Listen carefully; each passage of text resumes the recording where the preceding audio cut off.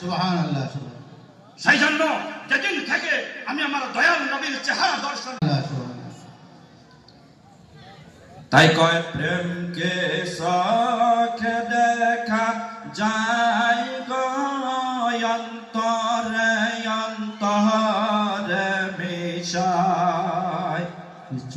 মক্কা হইতে করুণ দেশ গো 6 মাসের পায়াত,